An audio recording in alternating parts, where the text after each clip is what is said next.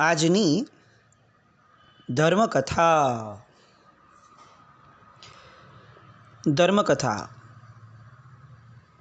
એક ઉત્તમ પુરુષના ગુણગાન ગાવાનું, એક સંસ્મરણ કરવાનું, એમનું ભજન કરવાનું, એમનું કીર્તન કરવાનું અને એમના જીવનની અંદરમાં જે ગુણોનો એમણે પ્રાદુર્ભાવ કર્યો છે તે ગુણોના અનુમોદન દ્વારા તે ગુણો ડિરેક્ટલી આપણામાં પ્રવેશી જાય એવી ધારાની અંદરમાં જીવવાનું.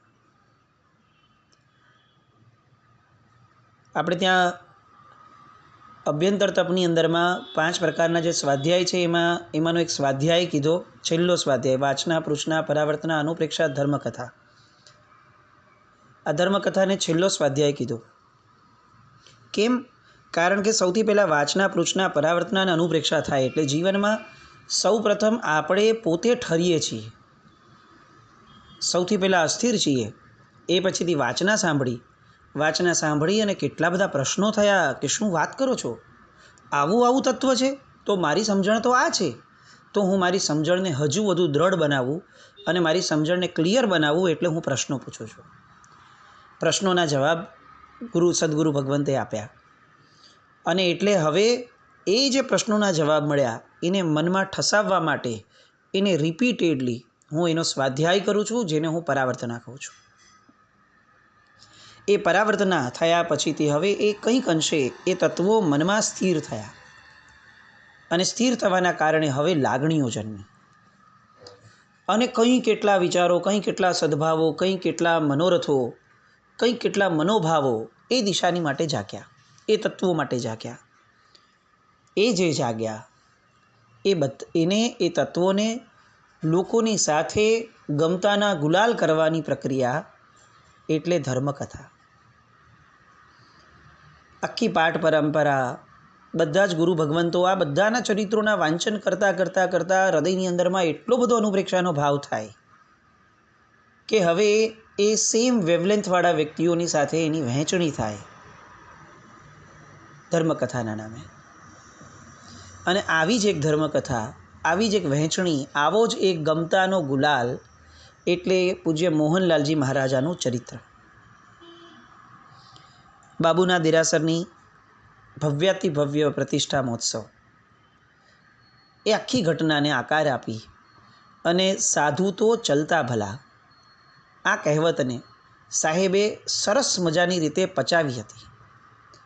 એટલે બાબુ પરિવારનો, એ આખા પરિવારનો અનહદ આગ્રહ હોવા છતાં સાહેબે ત્યાંથી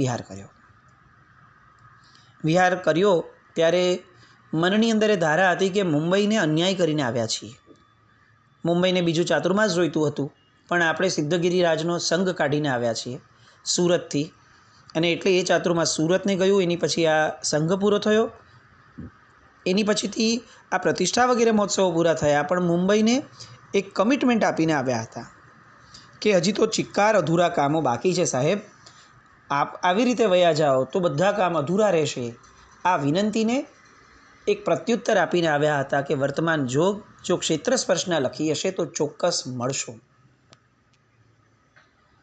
અને એ ક્ષેત્ર સ્પર્શના એ ફરીથી જાણે હવે એમને પોકારી રહી હતી અને એટલે એમણે પાલિતાણાથી વિહાર શરૂ કર્યો મુંબઈના આશયથી. પરંતુ માનવી ધારે છે કંઈક અને થાય છે કંઈક.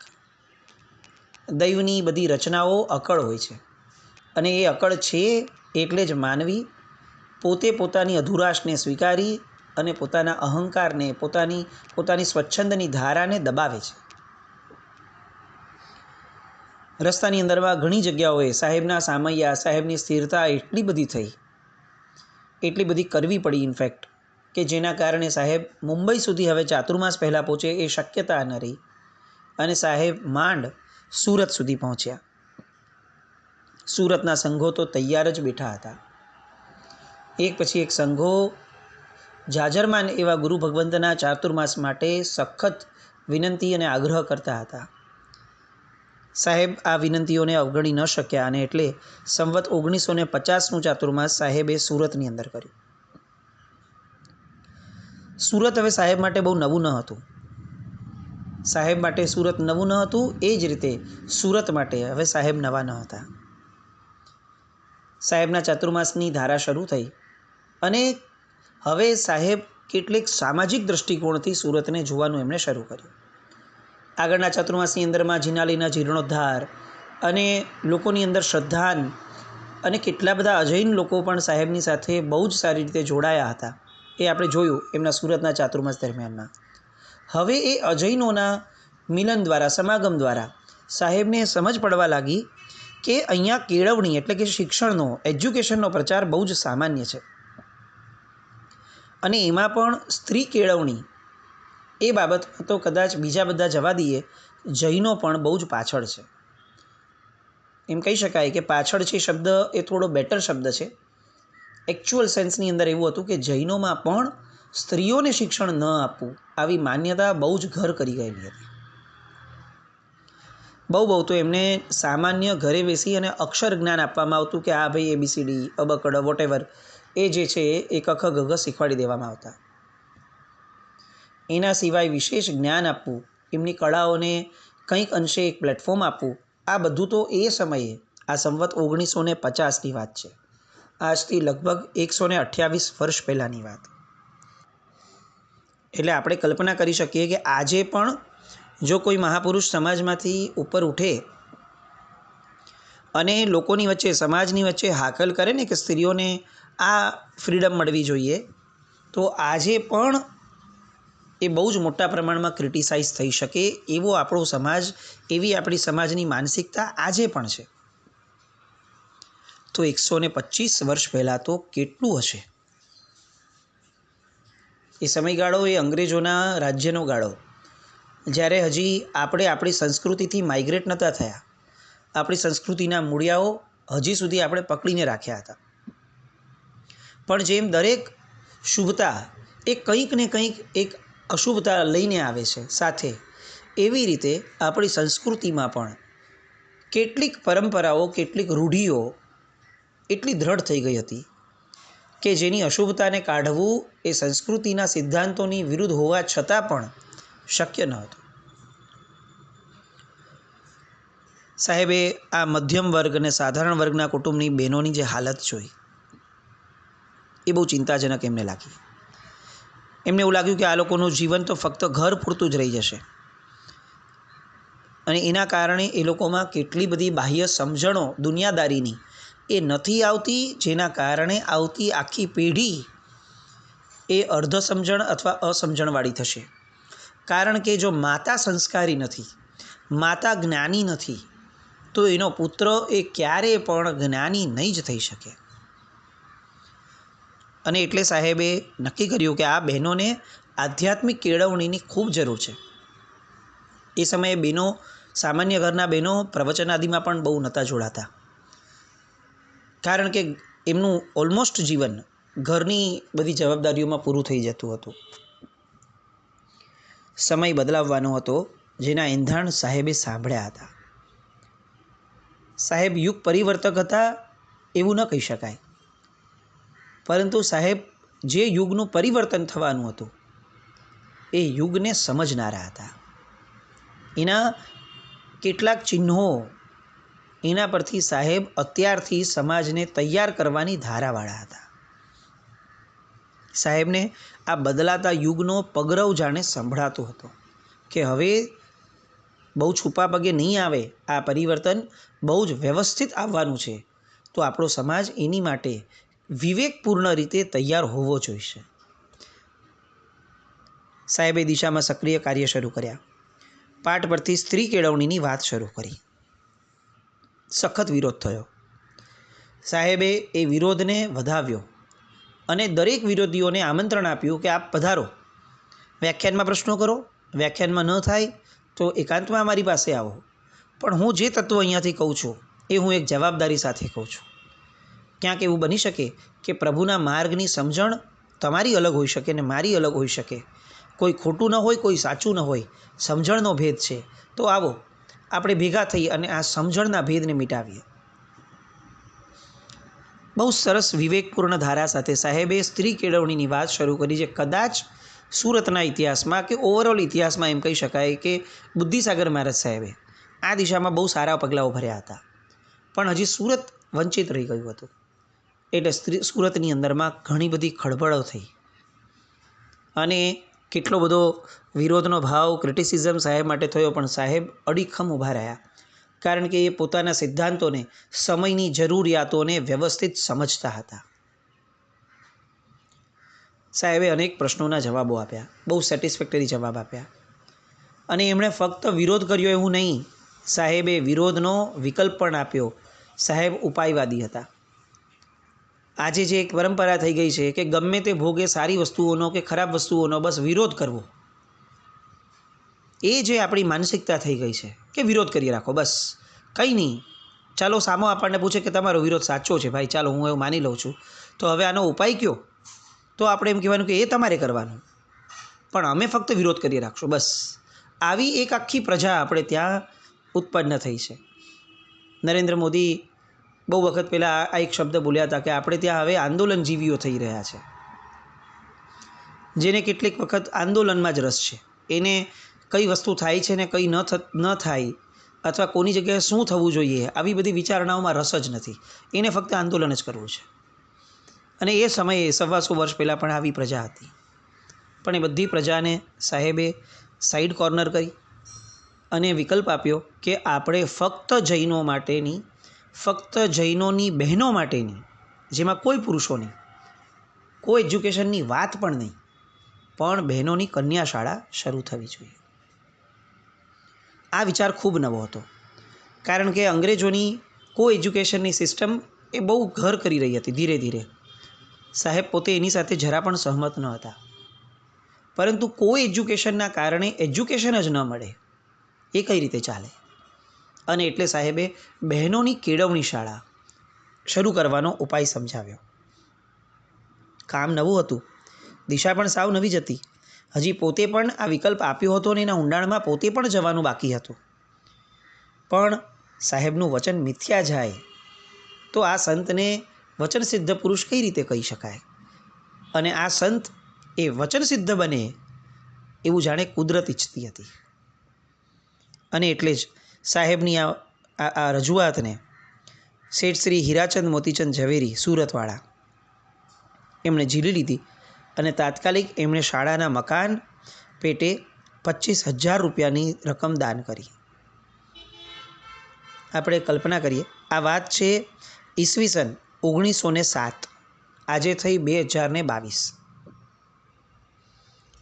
આટલા વર્ષ પહેલાંના 25,000 રૂપિયા ફક્ત જેમના એક શબ્દ ઉપર લોકો આપી દેતા હશે, એ મહાપુરુષનો દબદબો એ સમયના લોકોમાં કેટલો હશે? આપણે પોતે સમજીએ છીએ કે 125 વર્ષ પહેલાંના 25,000 રૂપિયા એટલે અત્યારના 125 લાખ કરતાં પણ વધારે કહેવાય.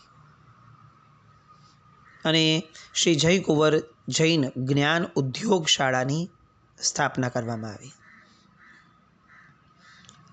અને આ એવા પુણ્ય મુહૂર્તે શરૂ થયું હતું કે એક પછી એક સુરતની અંદર જ લગભગ 6 જેટલી જ્ઞાન ઉદ્યોગ શાળા શરૂ થઈ. આ જ્ઞાન ઉદ્યોગ શાળા શબ્દ એ આપણી માટે નવો નથી. ધર્મકથાની અંદરમાં આપણે આની પહેલાં નીતિસુરી મહારાજ સાહેબ સમયે પણ આ જોયું હતું.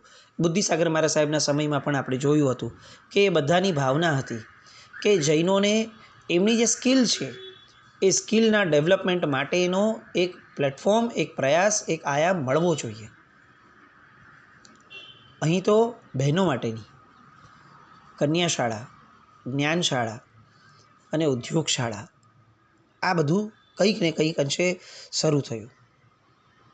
સાહેબ કેળવણીના કાર્યના આરંભથી સંતુષ્ટ હતા, પણ પૂર્ણ ન હતા, કારણ કે એમણે જોયું કે અહીંયા સસ્તું અને પૌષ્ટિક ખાવા પણ જોઈશે. જો માણસ ભૂખ્યો હશે તો એ ધર્મ બરાબર નહીં કરી શકે. અને એટલે સાહેબે ફરી એક નવી પ્રેરણા ઊભી કરી કે જ્યારે આપણે આટલો આશ્રય આપીએ છીએ શિક્ષણ માટેનો, તો આશ્રયની સાથે સવલતો હોવી જોઈશે. અને મિનિમમ સવલત માટે ભોજનશાળા હોવી જ જોઈશે. અને સાહેબે એ સમયે જૈન ભોજનાલય શરૂ કર્યું. આજે 125 વર્ષે પણ કદાચ હું ન ભૂલતો તો ગોપી પુરામાં એ જૈન ભોજનાલય આજે પણ ચાલુ છે.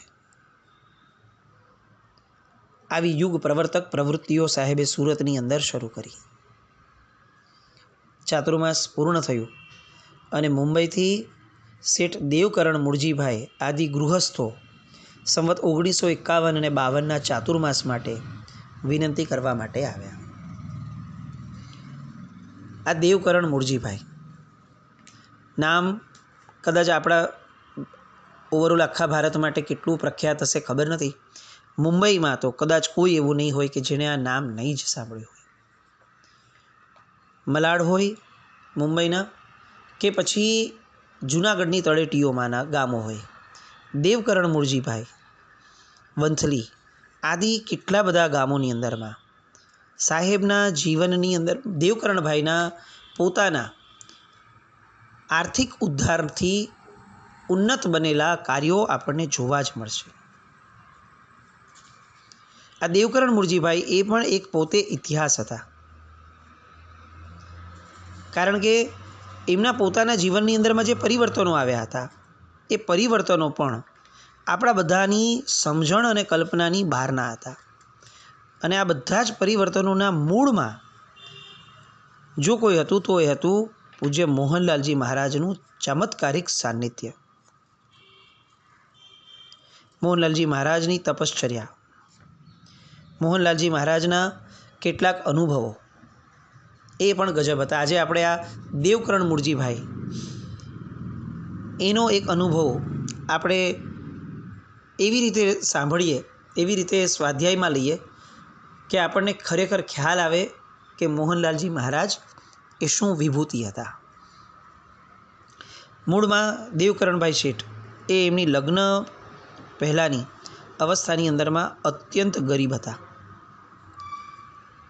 અને એમના લગ્ન વંથળીવાળા વાસા જાદવજી રામજીભાઈ એમની પુત્રી પુતળીબાઈ સાથે નક્કી થયા. જાદવજીભાઈને 2 પુત્રી હતી, એક દૂધીબેન અને એક પુતળીબેન. બંનેના લગ્ન એક જ દિવસે નિર્ધાર્યા.